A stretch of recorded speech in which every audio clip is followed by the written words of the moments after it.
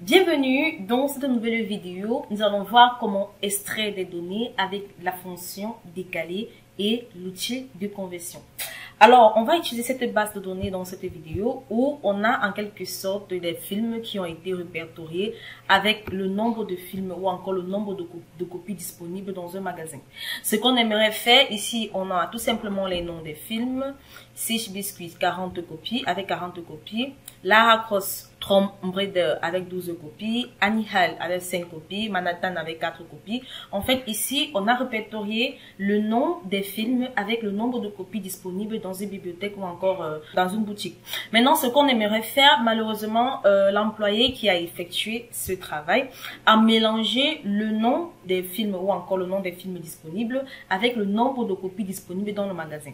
Ce qu'on aimerait faire au cours de cette vidéo, c'est d'extraire le nombre d'articles ou encore le nombre de films disponibles pour chaque film. Par exemple, Manhattan qui contient 4 copies.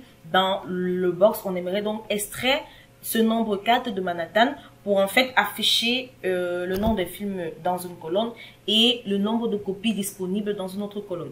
Alors, comme vous allez voir dans cette vidéo, on souhaite extraire donc le nombre de copies appartenant à chaque film dans une cellule distincte.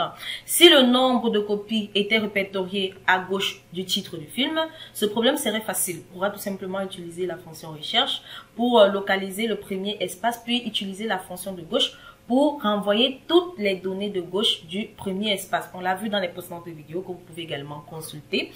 Donc, avec les fonctions du test. Alors, pour une discussion sur l'utilisation des fonctions de gauche, vous pouvez le retrouver dans les précédentes vidéos. Malheureusement, cette technique ne fonctionne pas lorsque le nombre de copies est répertorié à droite du film, comme c'est le cas dans cette base de données.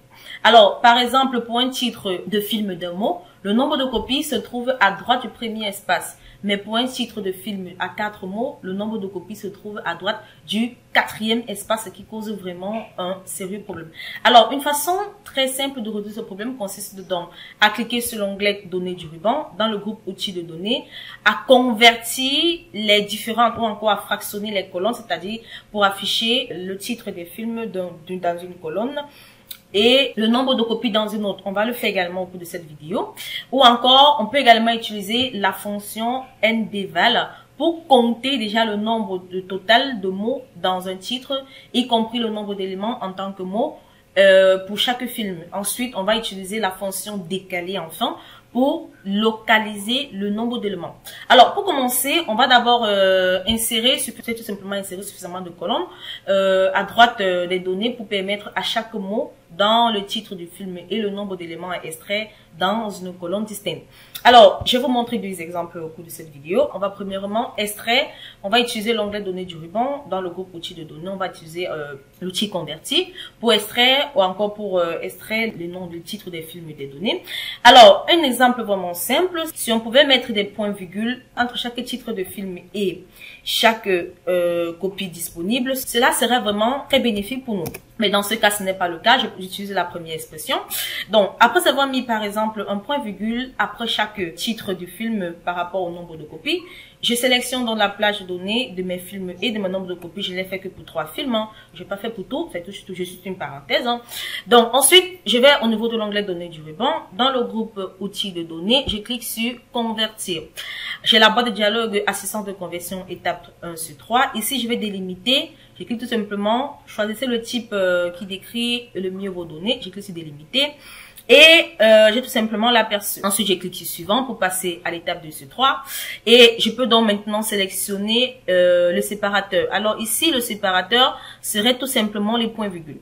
Alors, lorsque le séparateur, le point-virgule, comme vous pouvez le constater, les 3 titres de films que j'ai séparés par le nombre de copies par des virgules sont tout simplement répertoriés comme vous pouvez le constater. J'ai le nombre de copies d'une part et les noms des films ou encore les titres de films de notre part. Donc voilà une étape vraiment simple avec les points-virgules. Cela devait être vraiment très simple de séparer le titre de film de copies disponibles pour ce titre. Donc voilà. Cela est vraiment séparé. On a bel et bien 2 colonnes qui sont distinctes. Mais ce n'est pas l'objectif ici. C'était juste une petite parenthèse. Hein, donc, pour passer directement. Mais ici, on n'a pas des points-virgules, mais on passe plutôt aux espacements. Donc pour cela, je vais revenir et on va utiliser la méthode qu'on devrait. Donc pour cela ici, ils sont séparés par des espaces. Je refais le même procédé en sélectionnant la base de données. Ensuite, je vais au niveau de l'onglet convertir du ruban. Ici, le type, c'est des délimitations. Pour l'étape 1 sur 3, on l'a également fait dans les précédentes vidéos que vous pouvez consulter. Ensuite, suivant, au niveau des séparateurs, il s'agit des espaces. Alors, j'aimerais séparer chaque espace, comme vous pouvez le constater. Le premier titre de film est séparé par le nombre. Le second est séparé par chaque espace. Ensuite, je vais cliquer sur suivant. Et dans l'assistance de conversion 3 sur 4, je vais donc sélectionner la destination. Ici, la destination serait tout simplement, par exemple, ici, la cellule D2, pourquoi pas. Et lorsque j'ai terminé, je peux donc cliquer sur OK. Cela va, comme vous pouvez le constater, cela délimiter chaque espace dans la base de données. Je clique donc sur terminer. Comme vous pouvez le constater, chaque titre de film ont été, ou encore chaque mot ont été séparés dans cette base de données. Mais sauf que cela est un peu embrouillé. On a en quelque sorte les titres qui se trouvent dans la deuxième colonne, d'autres dans la quatrième, d'autres dans la cinquième, d'autres dans la sixième. Donc cela cause encore un problème. La délimitation n'est pas vraiment proportionnelle. C'est la raison pour laquelle on va utiliser en plus de ça la fonction ND valeur et la fonction décalée pour n'afficher uniquement que le nombre de copies disponibles pour chaque film. Alors, maintenant, on va donc compter le nombre de mots dans les cellules de chaque film. Donc, pour compter le nombre de mots, en comptant dans le nombre d'éléments comme un mot, donc on va utiliser dans la fonction, comme je le disais tantôt, la fonction ndval. Je l'ai déjà utilisé dans les précédentes vidéos que vous pouvez également consulter. La fonction ndval est tout simplement une fonction qui détermine dans le nombre de cellules d'une plage qui ne sont pas vides. Donc voilà, la première valeur serait tout simplement la cellule D2A2, simplement parce qu'ici, on a séparé les données qui vont des cellules de D2 autant pour moi à I12. C'est la raison pour laquelle dans le comptage des valeurs pour la première ligne, je sélectionne la plage D2 à I2, je ferme donc ma parenthèse et je clique sur Entrée. Ici, comme vous pouvez le constater, on a bel et bien deux mots. Donc, on a le nom et le nombre d'exemples présents. Donc, je peux donc copier la formule vers d'autres cellules pour faire un copier automatique. Et là, pour le deuxième film, on a bel et bien 4 mots ou encore 4 données. Voilà. Le troisième, on a 6, bel et bien. Le quatrième, on a 3 valeurs. Voilà. Le sixième, on a 2 valeurs. Et ainsi de suite.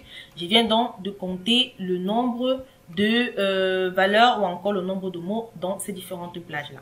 Maintenant, enfin, on va donc utiliser la fonction décalée pour n'afficher que le numéro, le nombre d'exemplaires par film. Donc ici, au niveau du nombre, j'utilise dans la fonction décalée.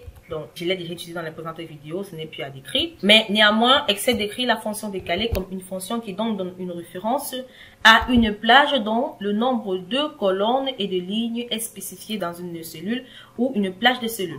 Donc, comme argument, on a la référence. Ici, la référence serait tout simplement la cellule C2. Alors, on aimerait décaler la cellule C2 vers le nombre de lignes qui sera de 0 et ensuite le nombre de colonnes qui sera de A2.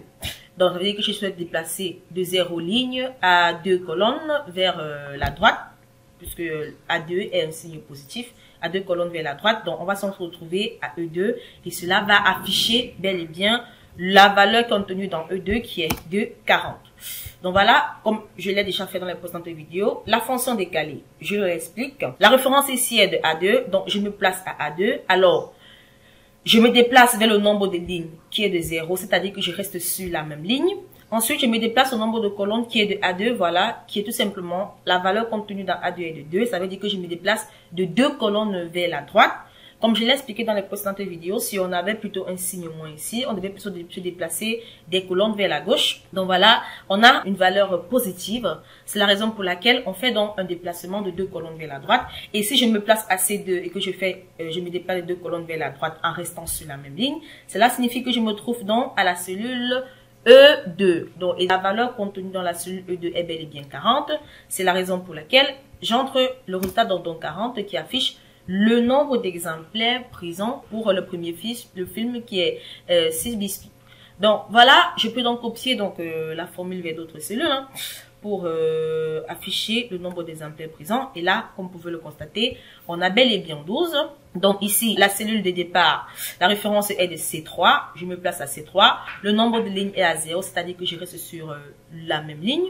Ensuite, je me déplace de 4 colonnes à droite de C2. Cela signifie que je vais me trouver à la cellule G2 et la valeur contenue dans la cellule G2 est bel et bien 12. C'est la raison pour laquelle on a bel et bien 12 qui sont affichés dans cette cellule. Donc ainsi de suite pour les autres valeurs ou encore pour les autres films. Donc on a bel et bien extrait le nombre d'exemplaires présents dans chaque film. Donc voilà, on a premièrement utilisé l'onglet données du ruban où on a converti avec des points-virgules qui était vraiment une étape vraiment simple si on utilisait des points-virgules pour séparer les titres des films au nombre d'exemplaires présents. Donc, avant de terminer cette vidéo, on va également voir un autre aspect pour extraire le nombre d'exemplaires présents qui est vraiment simple, qui est le remplissage automatique. Donc, bien sûr, on a donc cette base de données de départ que je n'ai pas encore utilisée avec d'autres formules. Donc, je vais donc extraire également le nombre d'exemplaires présents avec le remplissage automatique. Alors, je sélectionne tout simplement la plage où je souhaite entrer les données. Donc ici, il s'agit par exemple, si j'ai choisi D2 à D12, j'entre dans la première valeur. Comme vous pouvez le constater, j'entre 40 pour la première valeur, c'est-à-dire que j'aimerais extraire 40, c'est-à-dire le nombre d'exemplaires du titre du film, du premier film. Ensuite, je clique sur Entrée, j'entre 12. Cela signifie, comme vous pouvez le constater, cela me permet déjà d'avoir un remplissage automatique. Donc, lorsque j'entre 12, Excel est assez intelligent pour savoir qu'il s'agit que vous voulez uniquement extraire les nombres de cette base de données-là. Et comme vous pouvez le constater, lorsque je clique sur Entrée, j'ai bel et bien les titres ou encore le nombre d'exemplaires de chaque film qui ont été extraits directement des noms du film et le nombre de copies. Donc voilà, on a ces deux exemples ou encore ces deux exemples que vous pouvez utiliser. C'est vrai que le remplissage automatique est une étape vraiment simple qui ne prend pas de temps comme en utilisant la fonction décalée. Donc voilà, j'espère que vous avez aimé la vidéo. Nous allons donc nous retrouver très prochainement dans une nouvelle vidéo.